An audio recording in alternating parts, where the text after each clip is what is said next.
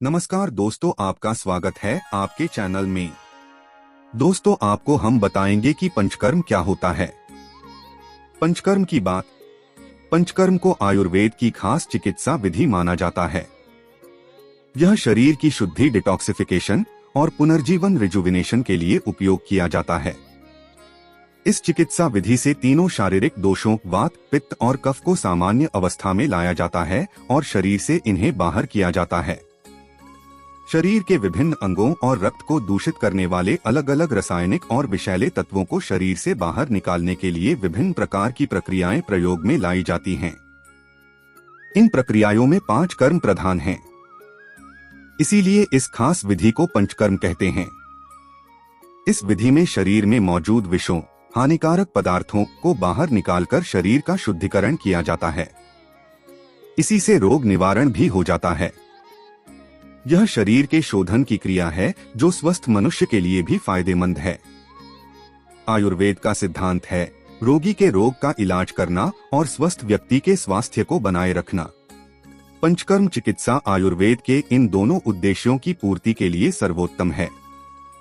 इसीलिए सिर्फ शारीरिक रोग ही नहीं बल्कि मानसिक रोगों की चिकित्सा के लिए भी पंचकर्म को सर्वश्रेष्ठ चिकित्सा माना जाता है। समय 5 प्रधान कर्म होते हैं, लेकिन इन्हें शुरू करने से पहले 2 पूर्व कर्म भी जरूरी हैं। ये हैं स्नेहन और स्वेदन।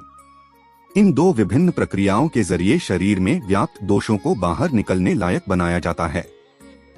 पहला वमन, दूसरा विरेचन, तीसरा आस्थापन वस्ति, चौथा अनुवासन वस्ति, 5वां नस्य। पहला वमन। आयुर्वेद कहता है कि मौसम, रोगी और रोग के अनुसार मरीज का इलाज करना चाहिए। जब शरीर के दूषित पदार्थ स्नेहन और स्वेदन के द्वारा अमाशय में इकट्ठा हो जाते हैं तो उन्हें बाहर निकालने के लिए वमन का सहारा लिया जाता है। वमन यानी उल्टी कराकर मुंह से दोषों को निकालना वमन कहलाता है। वमन को कफ से जुड़ी समस्याओं के समाधान के लिए मुफीद बताया गया है।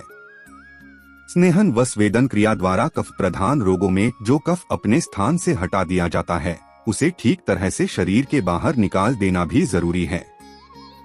अगर ऐसा नहीं किया जाता तो आशंका रहती है कि विरेचन औषधि देने से कफ आंतों में चिपककर पेट के रोग पैदा कर सकता है।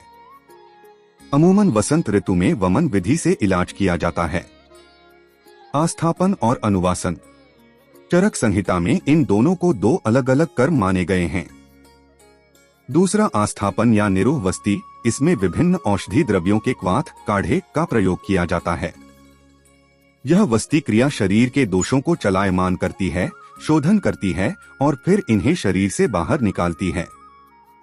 तीसरा विरेचन। गुदामार्ग से दोषों को निकालना विरेचन कहलाता है। विरेचन से अमाशय, हार्ट और लंग्स से दूषित पदार्थ बाहर निकल जाता है और शरीर में शुद्ध रक्त का संचार होने लगता है। विरेचन को पित्त दोष की प्रधान चिकित्सा कहा जाता है। किस तरह के रोगों का इलाज? सिरदर्द, बवासीर, भगंदर, गुल्म, रक्त पित्त आदि। इस विधि से कौन न कराए इलाज? टीबी और एड्स जैसे रोगों से पीड़ित व्यक्ति को विरेचन नहीं कराना चाहिए। ऐसे व्यक्ति को भी विरेचन नहीं कराना चाहिए जो बुखार से पीड़ित हो या रात भर जागा हो। चौथा वस्ति। इस प्रक्रिया में गुदामार्ग या मूत्रमार्ग के द्वारा औषधि शरीर में प्रवेश कराया जाता है ताकि रोग का इलाज हो सके। वस्ति को वात रोगों की प्रधान चिकित्सा कहा गया है। 5वां नस्य। नाक से औषधि को शरीर में प्रवेश कराने की क्रिया को नस्य कहा जाता है। नस्य को गले और सिर के सभी रोगों के लिए उत्तम चिकित्सा कहा गया है। दोस्तों, आशा करता हूँ कि आपको पंचतंत्र की विधि समझ में आई होगी।